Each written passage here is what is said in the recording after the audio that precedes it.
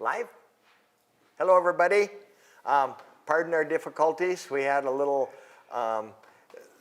snowstorm, I think, that knocked us off the air. We're going to try to make up for lost time, but so we'll talk a little bit faster. We'll try to talk really fast so you don't miss anything. Try to cover everything that we're going to cover. Everything that you do, what I said before, just kind of repetition. Everything you do now is really going to affect the outcome of your hide. If you don't flesh your hide good enough, you have a good chance of having bacteria growth and losing hair. If you get sloppy and cut holes, it's going to be things you have to repair. Just a whole lot. If you don't thin your hide good enough, or if the tannery doesn't thin your hide good enough, you can't poke a needle through it. When you can't poke a needle through it, it's pretty difficult to do a nice seam. What are you looking at, my hair? You look at my haircut? No. And remember, we talked about measurements. This is a Gary Zahner from Trademark Mannequins, Gary Zahner measurement sheet, and I think they tell me that this is online on our website. You can run this off. You can make copies of it. This is very handy to do. You don't have to fill it out in its entirety, but the width between the eyes is really helpful. One thing that I found when I was trying to produce a better deer mount in my shop, I started taking extensive measurements, and I found that the mannequins that I was buying did not match the deer that I was mounting. And once I aligned myself with a company that had, actually it was Brian Olson, Mike Yeska, and Pat Wagner, they started sculpting deer for our area, but their measurements lined up to the deer I was mounting, and all of a sudden the deer started looking a whole lot better. They were easier, everything fell into place.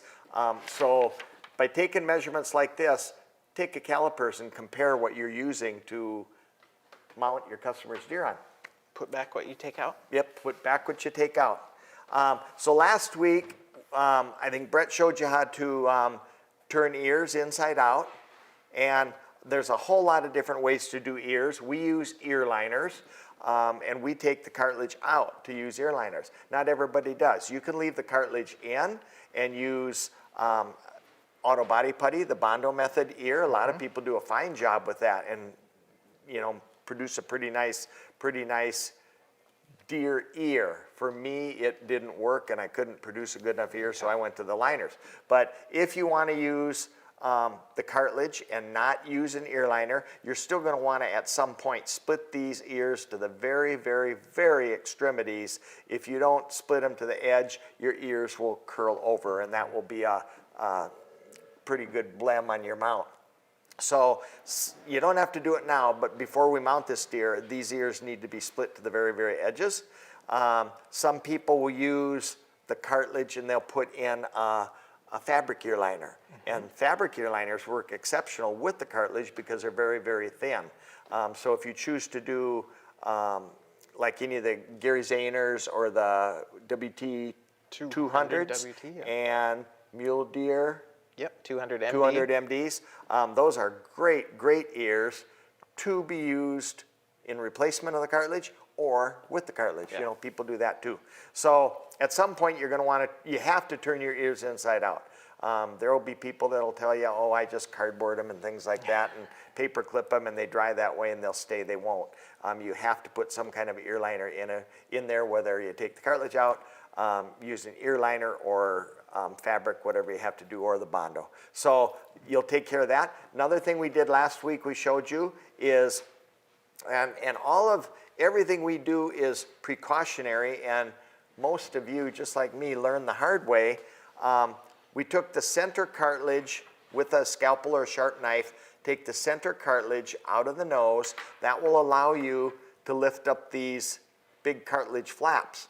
Now, the nostrils, all this cartilage has to be thinned down, and depends on if you're going to tuck all of this, you're going to have to thin all that cartilage off, or if you're going to use one of the new artificial noses, replacement noses, you won't need most of this, but we're going to let it hang now, and then when it comes back from the tannery, we would trim it up what we need, or we will tan it ourselves and we will trim up what we need.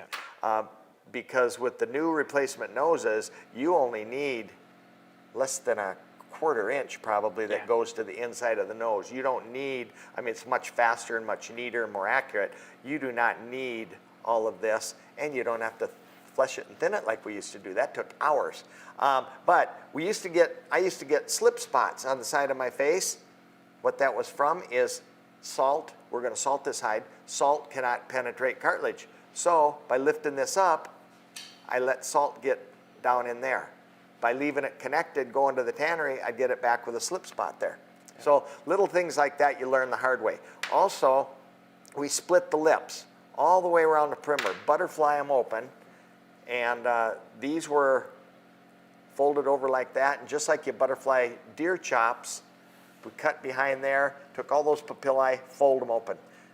Later in the tanning process, this is all going to be removed, but not now because time is of the essence. So we showed you all that last week, and you'll want to, when you get ready to, prep your deer before the tannery, or to tan them yourself, you want to take care of all those different areas. Now, another thing you're going to want to do is remove all of the meat from this hide.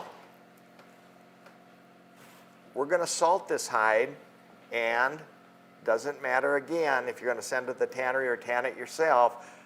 Remember, the two elements for slippage are moisture. This hide has plenty of moisture in it, lots and lots of moisture, as well as temperature. And we're in 70 degrees here probably now. 70 degrees plus moisture starts decomposition in this epidermis. So it's going to start breaking down. Deer hides are actually pretty durable, and we could work on this for hours and hours and hours and hours, not to scare you, but time is of the essence. You don't want to work 3 days on this cape like this, or you're going to start having some problems. So in order for salt to penetrate, salt will penetrate flesh quite readily. This is a thin layer of muscle on this deer, a little bit of flesh. Salt will penetrate that without a problem. But some deer capes, you're going to have thicker areas of flesh. You're going to have on the top of the muzzle, we'll want to get all that off. Especially those big old bucks down later in the season. They got all that fat, that heavy fat. Salt will not penetrate fat, so you do have to get that off. There's ways to do that. You can do it. I was fleshing on this guy when we were a little off the air. You can do it with a scalpel if you want to. You can do it with a knife. There's a lot of different ways, but you kind of want to get this skin, this clean. And some areas aren't conducive to like a machine or a knife. You might have to use a scalpel or a helping hand, little yellow flesher, or a good knife of some sort. We have fleshing machines here, so we prefer to go right to the fleshing machine. Doing good so far? And we're going to give you a demonstration on that.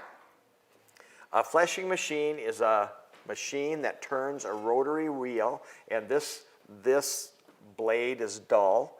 It says dull on it. It's going to go to the fleshing machine blade sharpener. But even though it's dull, it has a very sharp edge on this edge. Now, if you left-handed people, you can put this blade on the opposite way, and you can pull it the opposite way. But it's not sharp over here.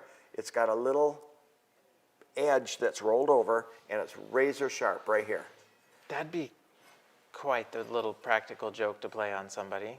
Turn it around? Turn around all their fleshing machine blades. We used to do that in the locker plant when we cut meat. You'd put the bandsaw blade on upside down, backwards, so it was upside down. That was the trick for that. So you worked in a locker plant too, Tom. But anyway, this is razor sharp, and the object is to keep it sharp. Yes, Caitlin? We have a question from James Deal, and he is wondering if the auto bond would heat up and basically cook the skin. Usually not. You don't put it in that. You don't put it in that thick. You're going to put it. You thin it down with polyester resin, auto body putty, Oh, okay. Autobahn. You thought it was a highway in Autobahn. Germany, I was didn't like, you? Yeah. I If you're could driving fast enough, read it'll between heat the it right up. lines. No, you put it in, you mix it with polyester resin and put some strand mat in, and you keep it thin, and when you put it in, you squeeze it out thin, and when I have done auto body ears, I do think it does get warm. You'll feel Yeah. it get warm in there, but not enough to, it kind of dries it, and then you won't have a problem typically. Epoxy's warm too, and doesn't seem to be a problem. Right, right. But this is what the blade is, and there's a lot of good fleshing machines out there. We're going to demonstrate today on an American Eagle, and American Eagle's a really, really well-built machine. We have an S&S, we have a couple Quebecs. I think we got 3 Quebec machines, so we've had a lot of experience with different machines, and we're going to give you a little demonstration. So, do you want to show them what to do here? Yeah. Caitlin has a question. Are there different size of fleshers? Yes, and I am not familiar with the different size of fleshers. This is a 12-inch? Or are you going to tell Sure. me 10? 12? Ish. I think it's 12 that's been There's sharpened. big blades, and but gotten I think Dakota used to make like a little blade. 4, yeah, A 4-inch it's a blade, and I little think guy. McKinsey has Dakota now, and they do make a small one. And I think S&S from H&H Tannery, that's the orange ones. I think they make a small 4 or 6-inch Yeah. bladed one also. And then a lot of people use the mini flesh hulls. Now, the people that called this week, not too many of them had a fleshing machine and they wanted to tan. It's really difficult to tan. Yes, Caitlin? All right, we've got a question from Gary Kopke, and he is wondering how often do you change blades on your fleshing machine? We'll go, if they're cutting good and you don't mess them up with the steels, we're going to show you how to sharpen them also. If you don't destroy the blade by mis-sharpening, man, you could go a season. Do you think a season? Oh, I think so, depending upon how many. We do a Here they do. season, and the students are here. We'll probably go with 1 blade. We have a couple machines, though, but I think it makes a difference that they clean the blade too. That And salt's oil it hard afterwards. on it. Yeah. Yep. All right, we've got a couple questions. The first one from Vivian Aldrich, and if your cape starts getting a little fragrant, can you put something on it to get rid of it?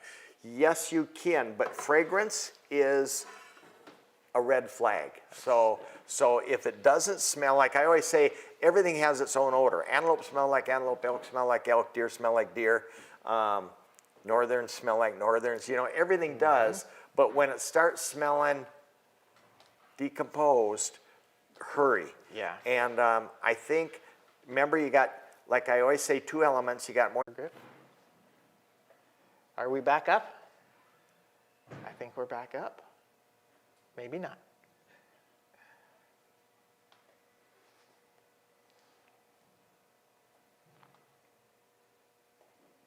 Good to go.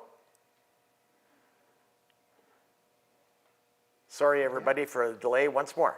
But X Effect is a great disinfectant. It smells nice. It's pleasant to smell. It will help with any odors, and it will arrest any decomposition for the time. Don't drench it in it, although you could. I don't think it's going to hurt anything. And we put probably this much bactericide in the bottle, so it sprays nice. And I mean, you can spray it. We had a really dry spot right here because this had been caped off the animal and in the freezer. You don't have to, but if you want to run it over the machine, you can wet it also. Sure. So to put this on the machine, you can put it on just like this, or we like to salt it a little bit. Yeah. And the only reason the salt is it gives you grip on your fingers and it stiffens the hide a little bit. Like so. Enough for you? Looks good to me. Taste okay? Little salty, but it'll be great. Okay, I'll turn that over to you.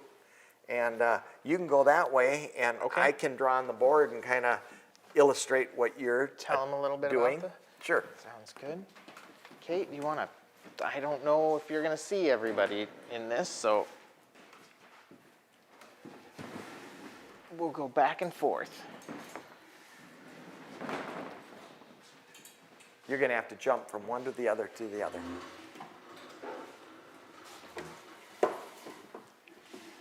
Okay, to start with,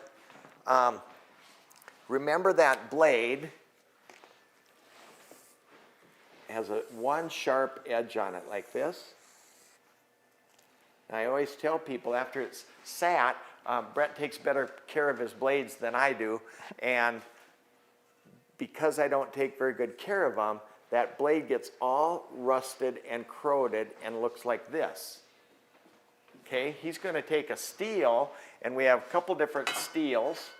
So you're showing them like this? I'm showing them, yes, this little edge right here. Got it. Just kind of a little cross section. And he's going to take steels, and these steels are carbide, tungsten carbide, are the ones that we have manufactured for us. And by taking a steel under here, and here's the handle that he's hanging on to, and by sticking it under there as it's spinning, he's going to lift this up, and that's going to give, it's going to take off that rust and corrosion. Whoops. Got deer slime on it. And it's going to give you a really nice sharp edge right there. Now we haven't done anything with the top. Then he's going to take that, you can take the same steel, some people use two at one time, and you're going to lay it across the top, and it's going to give you a nice sharp edge like this. Just same as your hunting knife or your fleshing knives, whatever, it's going to be the same. These are called tuning steels. Don't get too rough with them. Don't get too forceful with them. I think that's the biggest mistake people make. Now, you're going to get it sharp, but now there's different ways to adjust it for the depth of cut. This machine and all fleshing machines have guards. The American Eagle has really nice machined aluminum guards. And the guards for me are more to keep your hands out of there than to your depth of cut. The depth of cut we govern is with the depth of the angle of the blade. So if he wanted to cut, say he's got a black bear, got lots of fat on it, it would be nice if that blade lip was up like this. It's going to cut much, much, much deeper. If he's doing a fox with a blade adjusted like this, he's going to end up with two fox because it's going to cut him in half. And to get that, he's going to take this little steel under here, stick it under there, and he's going to lift, and it will lift this whole blade up in the air. Now say he's doing something really, really fine. I went to a NTA one time, and the person from Rawhide Fleshing Machine was there fleshing weasels. And a weasel is like a hot dog skin, and it's about the size of a hot dog too. He was fleshing one weasel after another, and 2 strokes for each animal, and he turned his blade down like this. And Brett's going to show you how to start out like this. You don't know where it's going to cut when you cut your first thing, so test it on a little chunk. We're going to start out somewhere level. If he wants a more aggressive cut, he's going to bring that lip up. If it's too high, he's going to bring that lip down. With that, take it away, Brett Wingfield. Oh my goodness. All right. So like Tom said, we'll start with the underside of the blade, and this is just one of our black diamond sharpening steels. I'll come under it and just slightly turn it up. At the same time, I'll go over the top.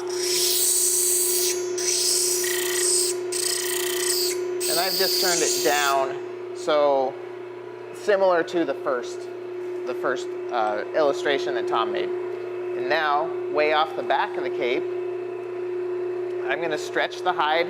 I like to have my thumbs up, so I've got a nice wide area that's nice and flat presented to the blade, and I'm just going to go very lightly. It feels pretty aggressive, especially against this fresh meat section, so I'm just going to turn the top So more than likely, this blade is turned up a little bit more. I'm just gonna touch the top and see if I can turn it down a little bit. Like that. And as that's spinning, it adjusts fast. How fast does the blade turn, you suppose? Fast? I should know that. I'm not sure how fast it is. So what I've got here, you can see it's starting to take this down like so. I'm gonna give it one more little turn underneath.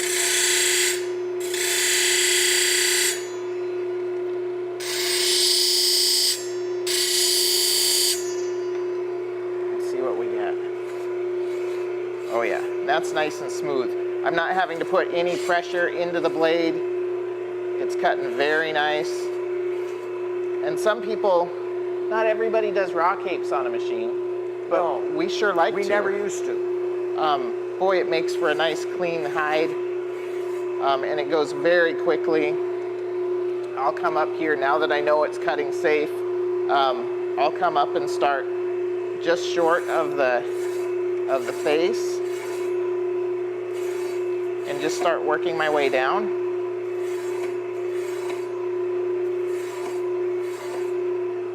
And the tannery is going to thin your hide for you.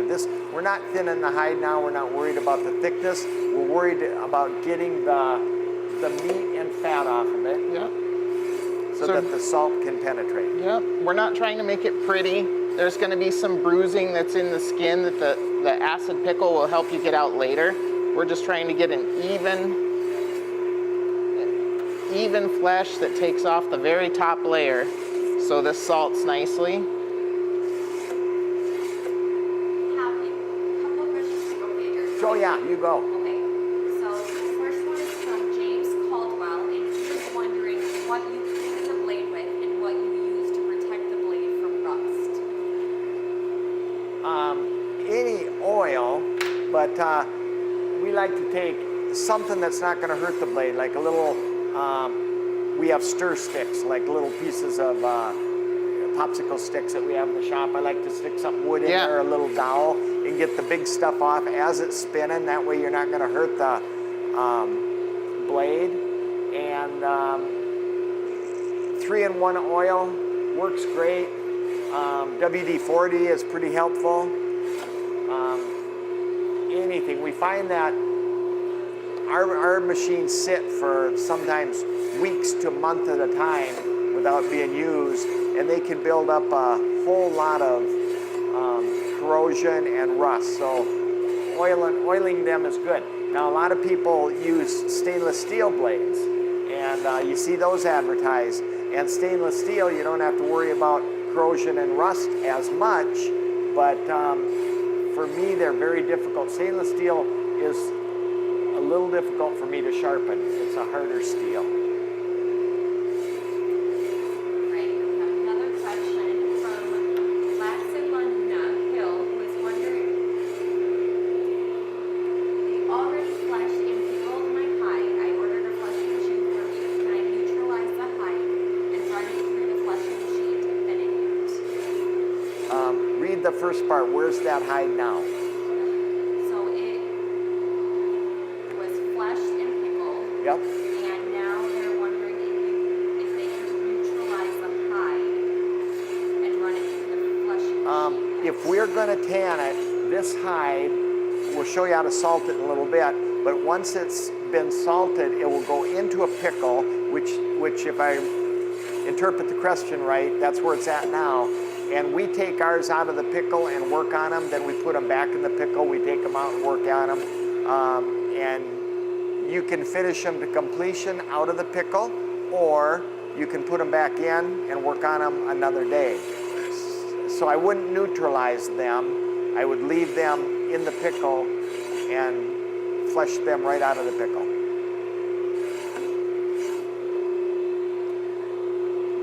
Should we wrap it up? Sure. On the deer? Now, I'm just gonna go real quick over show them how close we can get, right on the face, not afraid to go over the top of the muzzle, right up short of the eyes.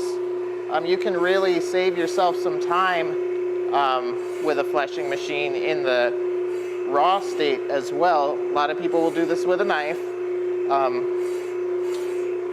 but we like to give a really nice product to our tannery in hopes that we get a really nice product back. You'd feel pretty silly if you cut the nose off on live TV, wouldn't you? You're not kidding. But I'm just going to come right up over the top of the forehead, between the eyes. And this takes practice. The more practice you have running a fleshing machine, the closer you can get and really cut down on your detail fleshing is what we call it. Really cut down on your detail fleshing. Yeah, if you ordered, the last gentleman that said he ordered one of the American Eagle fleshing machine, you're gonna like it. It's yeah, very nice machine. Great machine. Great product. We would go down through this, continue fleshing off all of the meat and fat from the entire skin. You can see there's not much left. There is a dry spot there that I'm going to be careful around, but we'll go a little bit down through here, maybe a little down in the corner, and that's really all that we would have to do to this one. So rather than show them all of that and listen to the machine, I'll turn it off. All right.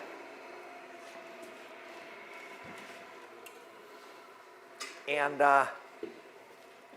when you first get your fleshing machine, when I first got my fleshing machine, I didn't know how to sharpen it, and there were no YouTube videos. There were nobody to show you, and you can ruin a blade by mis-sharpening them. And then I would send the blades in to get resharpened at, I don't know, 25 bucks or whatever, and I would get it back, and I was good for a couple deer capes, and then I'd ruin it again.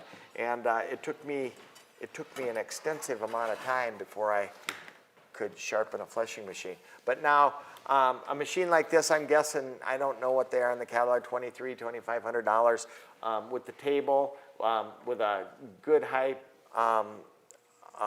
heavy-duty motor, blades and the whole works. It's not a cheap investment. If you want to tan your own hides, you cannot flesh your hides good enough with this. You can try. I had a individual hang up on me this week because I said he had to have a fleshing machine. But if you can't afford a machine like this, send them out. Yeah, because the tanneries do this for a living.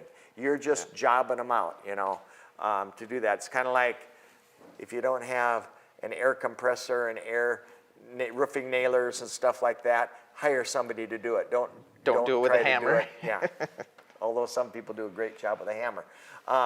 But this type of stuff will get you so far, and there's a place for that and a time to use it, but probably not for tanning your own skins. Yeah. And when you get 50 deer heads in and you're paying $50, $60 a piece to have them tanned, then it's time maybe to spend the money, $2,000 or more to get a fleshing machine. But if you're just doing a few little deer hides or you want to practice a little bit, don't buy a fleshing machine for that purpose, I guess. Now that would be specific to the tanning process, but prior to tanning, they don't have to do this part with a machine. Not at all. Do we want to show them Sure. a little bit about Yep. a knife?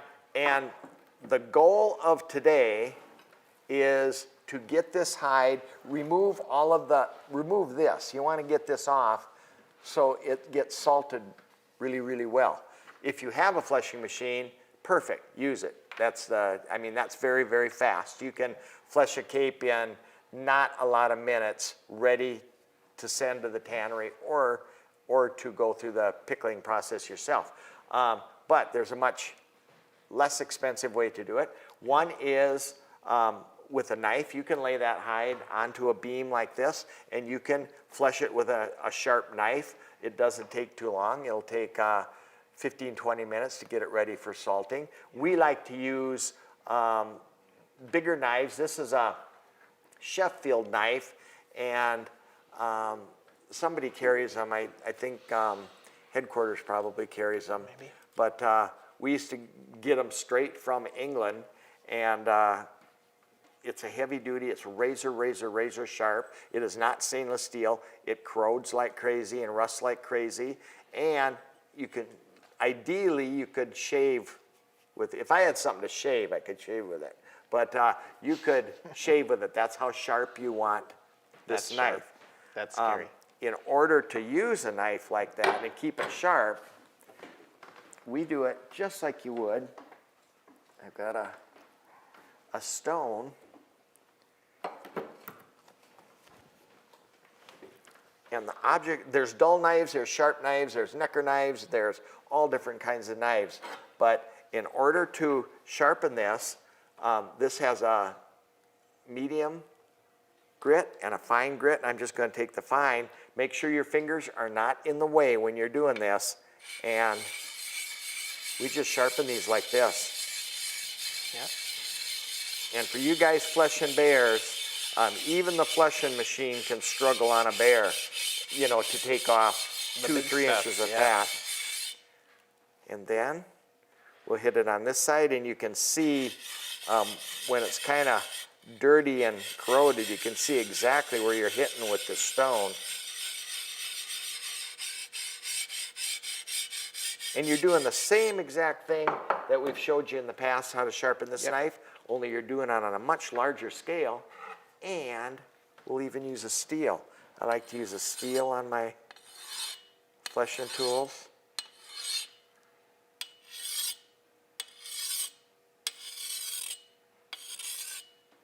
And with that, that should be razor sharp. They're sharp. Or very sharp. And you can flesh that on a beam like this. Now, another thing that you're going to want to know, those of you that are making your own fleshing equipment, this is a maple fleshing beam, and you notice that it's a little flat on the top. I would prefer to have my fleshing beam in the same arc as my fleshing knife. So this is not an ideal beam. We have a better round one in the other room that we didn't get out. But if you have the same curvature, the blade's going to come in contact much better. Yeah. And you can use this in a scraping motion. You can use it in a slicing motion. And you can take off a lot of fat and meat with a knife like this. Now there's other knives. This is a Weeby. We've got some great Weeby products. Unfortunately, flying off the these are shelves. sold out. Our suppliers can't keep up, and we order every single day, and we can't keep stuff in. But this also is a sharp. It's called a Weeby Pro, the yellow one. Same thing. You'll get different effects by pushing straight, or different effects by using a slicing motion. I just took off part of my beam on that one to Nice show you and how sharp that is. And you shouldn't have to put a lot of pressure. And we have dull knives that you couldn't cut yourself if you tried. And they take a lot of muscle, they take a lot of force to get, They more or less push the material off.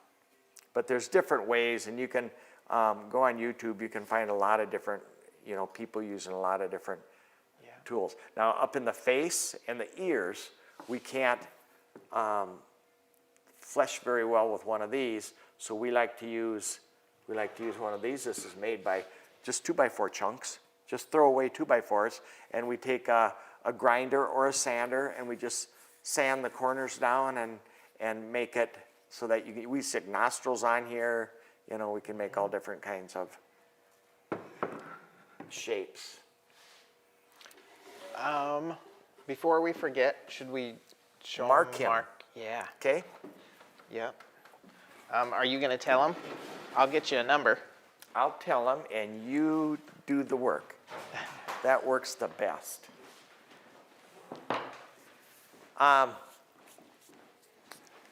Anytime you have more than one cape, there's a chance of it getting mixed up.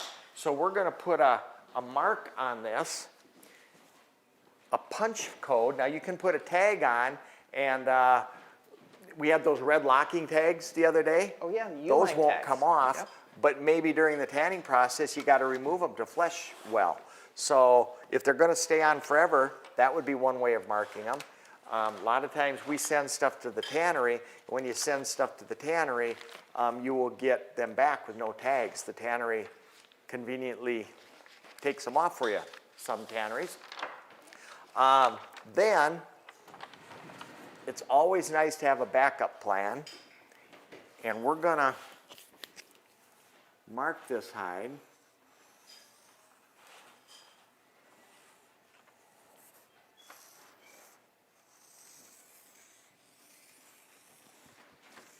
Now you'll notice that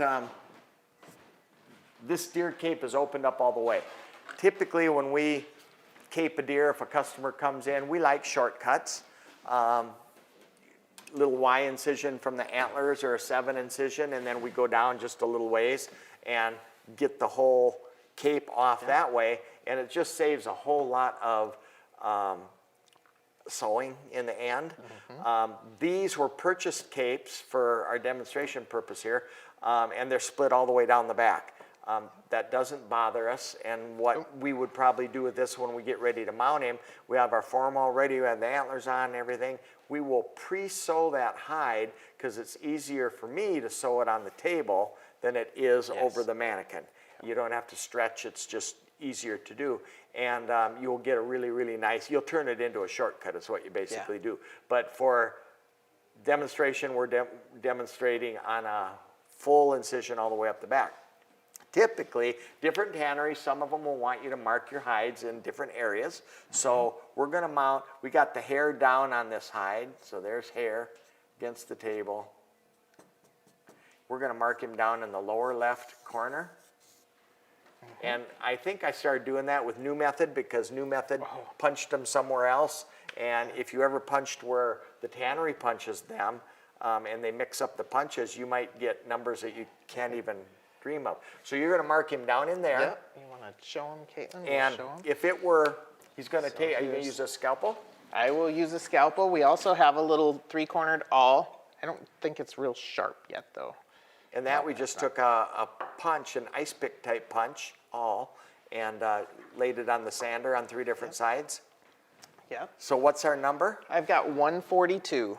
Okay, so we usually do 3 numbers, so it's 142.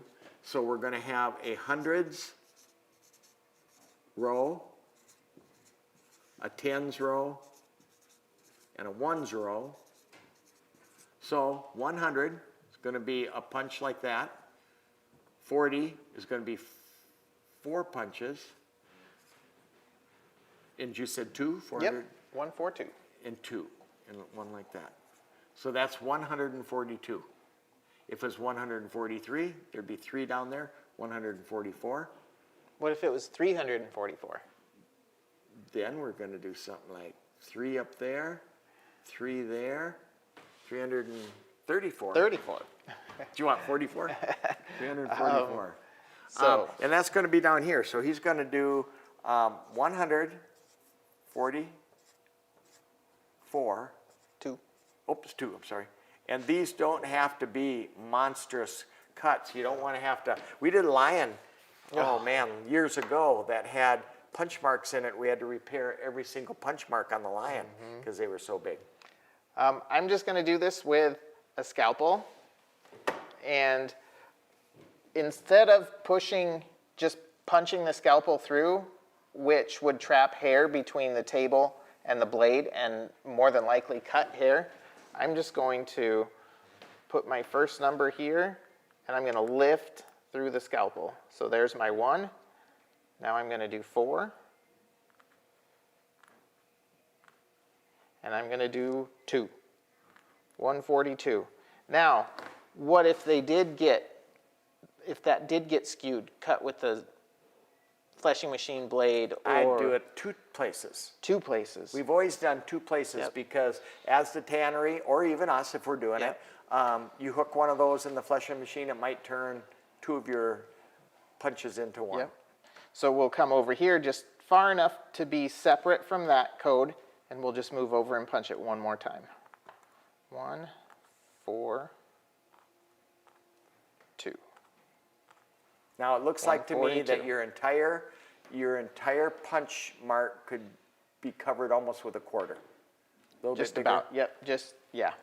Yep, not very big, and it's far enough off. I don't think that it's even gonna be Okay, on can you the, see what that looks like? on the, There's 142. And now, whether you do it yourself, and then we keep a book. You've Yep. got a little hide book over there, and the person's name. We put, we like to have the size in there so we know how big it was when it came off the animal. And now's a good time to get an idea. just for a green measurement. We'll often do that just in case if we needed one. Now that hide, if you pulled really hard, he'd go to a 30. He So would. don't So he'd be a overpull. small elk. But we like to just get a guesstimate. We're not going to commit to this until after he comes back from the tannery, but at least we know about what went in. Kind of what we're looking for when he's tanned. So I think that would make a pretty nice 21 for the first measurement. We might come down about 3 inches, and we're gonna get, I think he'd go 22 and a half, 23. I think he'd make 23, 21 by 23. And we probably, on any cape that we caped, we would have written down the nose to eye and Yep. recorded it somewhere. So I'm gonna write this here, and this is just our book. We've got 21 by 23 green, cape number 142 for the shop. It is a whitetail, and that's our tanning book. This is kind of our tanning Bible. If we lost this, we'd be in trouble. And what this measurement, like Brett said, we're not gonna commit to it, but if we get a box back from the tannery, we measure them right away. We usually get things wet tanned. And we'll get them back, we'll take them out, rehydrate them a little bit. You'll want to do that one, even though they're wet tanned. And we'll lay them out on the counter like this, and we will double check what they measure. If this cape comes back from the tannery and it measures 17 inches, I'm going to immediately check my punch mark. There's a good chance I misread my punch. There's a good chance it's not the cape that I think it is. So if it comes back from the tannery and he measures pretty darn close to what we just did today, that sets my mind at rest, and I know that we're probably dealing with the right cape. Yes?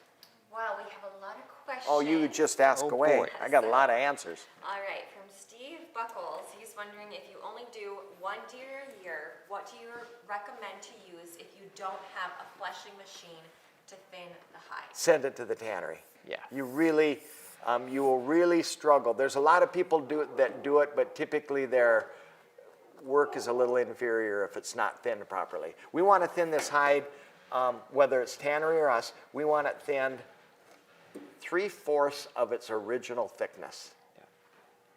All right, and then Tim Calvert is wondering if it is better to get the edge on your blade more level than having a bevel on it.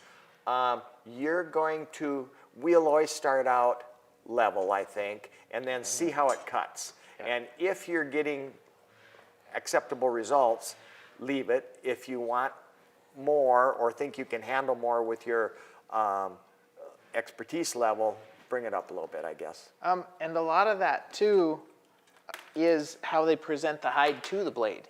So if you're used to really pulling in and pulling hard against the blade, you're gonna cut a whole bunch deeper. Where a guy who is a little bit lighter handed against the blade can probably turn it up just a little bit more and get away with that too. All right, Craig Robertson is Craig? wondering, well, he says, hey, Tom and Brett, looking good, boys. Are blades universal? Typically, the same size diameter blade, any machine that I have dealt with has a universal arbor, and the Four-bolt. bolt pattern is the same. Isn't he up past his bedtime? Yeah, In he's doing Australia? water buffalo. He's lining up my water buffalo hunt, That's I'm quite right. sure. All right, and then Tim Calvert is wondering how hard is it to use a fleshing knife on a flat beam? Or fleshing? On a flat beam, No, it can be done. it You'll can be do done. it. Yeah. By holding this knife, I like it a little curvature, but by holding it flat, it's easy to use. Yeah. Right, and then Jigging Jim is wondering, what machines do we sell? Jigging Jim, I saw your Facebook post and I am so sorry. What was Did he that? have not trouble with the water? Was that Jigging Jim with the boiling water? Oh, yeah, you mentioned that. I didn't see it. What was the question again? What machine do we sell? American Eagle. It is a fabulous machine. Made in Wisconsin? Made in Wisconsin. Yep.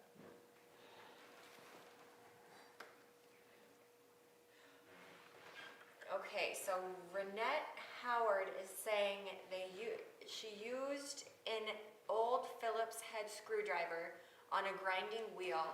I make a triangular For a punch. punch. Sure. Yep. Sure, I was sure. led to believe that a single cut with something like a scalpel will close the hole up. It can. You gotta make it big enough so that you can find it. Yeah. A scalpel will still cut and leave a notable mark. A punch, like a wire, a round hole will heal up. You'll You never won't find find a round hole. But Yeah. if you sharpen that, Phillips that's screwdriver, great. that's a good idea. Yep. Go ahead. All right, we've got one more from Mark Crook, and he is wondering, what about using the new red tags through the nose for when it goes to the tannery? The only thing, I think I would rather do it off the back corner, something that you're going to cut off, because some tanneries do an exceptional job, and they're going to get all this stuff off for you, and they won't be able to do it with your red tag on there. Yeah, if that red tag's up in here, even if they don't, if they're fleshing around the face at all and they catch that red tag in the blade, I'd rather do it way off the yeah. back corner that you're probably going to throw away anyway. a lot better chance of it coming back with the tag on. Do we want to down salt the this side. and show them that? I think so. It's got a little spot, but we can catch that after Sure. off the camera. Sure. And you got a little thing of Oh, salt I do. over there? I do. So do we want to? Yep. I normally start here. You tell them. I'll do. This is one of the most important things for me on a cape, and I always learn the hard way because I did things wrong for so many years. But I would get hides back from the tannery, and my deer did not have hair in the ears. And the first one that came back hairless in the ears, I thought, must have been a bald-eared deer, and only on the inside of the ear. And it took me quite a while to figure out that salt cannot penetrate that cartilage. We don't take the cartilage out before it goes to the tannery because my fear is they tumble capes and they will fill up with sawdust and burst. So we leave the cartilage on for strength. But salt can't penetrate that, so the only way to get the inside of that ear is to put it in there like Brett did, and then kind of just work it around a little bit in there, and that will take care. You'll have nice hairy ears. And we put it from the hair side. Yep. And the rest of the salt we're going to put on the On the flesh surface. side. And this is non-iodized salt. I think it's Stockman. Yeah, I think so. Stockman livestock additive, and it's reasonably fine, like you would use in a salt shaker. Some people like fine rock salt, and that's fine. It'll work. Non-iodized, like we talked last week, doesn't have iodine in it, and which can color like I had a Dall sheep that I turned purple. Didn't actually hurt it, but turned it purple. Might have taken a day or two off of your life for stress. It's scary. I have a question really quick from James Caldwell, and he's saying that he noticed that you didn't use any glove for protection while using the fleshing machine. Would you suggest some for new people? That's actually a great question, and I've been told by some people that know machinery better than I do that it is not advised to use any kind of a glove on a round wheel, and the reason is that glove can get caught in the wheel, and all of a sudden your hand can get pulled in more than it would otherwise. I think if you are comfortable using gloves and you feel the need to do that, go ahead, but I would struggle. I like feel. I like the contact and feel of the blade and so forth. So, But I it can don't. do but it can do damage, and I always tell people that I'm instructing, it's not going to dismember you, but it can take off a sheet of skin just like the sheet of skin you were taking off. So you do want to respect them and be careful. The American Eagle has the guards are quite close, and some of them are farther away from the blade, and there's room for fingers to get in there. But American Eagle has a nice fine gape. Yeah. Yeah. I'm just going to do that other ear quick. Thank you for getting more salt. And another area is right behind that ear where we lifted up the scudiform and took that off. That's another area that gets kind of forgotten sometimes. So I like to go around the very base of the ear real deliberately up the back side of the ear. I kind of make a big deal out of salt in the ears because, one, it helps me remember that I did it because I forget stuff. And salt in this cape, rub it in. I always tell people a pound of salt rubbed in is way better than 10 pounds of salt dumped on. Just dumping the salt on doesn't quite do the job. So you notice Brett is kind of working it in there. Spend a few minutes on your hide, working the salt down in there. And then these hides still have a memory, and I think people hang them up by the back of the scalp, like hang them over a sink or over a bucket or a stick or something to drain, and that will elongate the skin, and we find that we have a little difficulty getting our circumference back in our neck by doing that. So find a better way to drain your hides, like either on a board, stretch them out, stretch your neck for girth, and I think you'll find that it's going to be a big benefit in the end. Yes? All right, Randy Wold is wondering if you hang the hide up to drain after salting. Yeah, put it on. If you hang it, don't hang it by the back of the head like I just said. What works well is have a little kid swimming pool, those little blue swimming pools, and we have salt in there, and we'll put a sheet of plywood at an angle so it can drain, and we just put our hides in there and stretch them. Works pretty well. All right, and James Deal is wondering what is the reason behind not using iodized salt for salting hides? It has just always been a never. Yeah. Any taxidermy manual ever says non-iodized salt, so that's what we started doing. And the only adverse effect I've ever had was, like I said, the doll sheep. You don't see it in there. You don't see purple granulars, but I did have purple streaks running down my doll sheep. So I'm not sure if it's a color thing or if there's anything else to it, but non-iodized salt is recommended. All right, and then Rennet Howard is wondering what your thoughts are about putting plastic ties to close off the openings into the ears so you are less likely to get a blowout. Tanneries asked to do that a while back because one of the tanneries had that happen often, and we'd get them back. We even get them back sealed off. I would rather have the chemicals get in and get out. Is my choice. That's what I was going to say.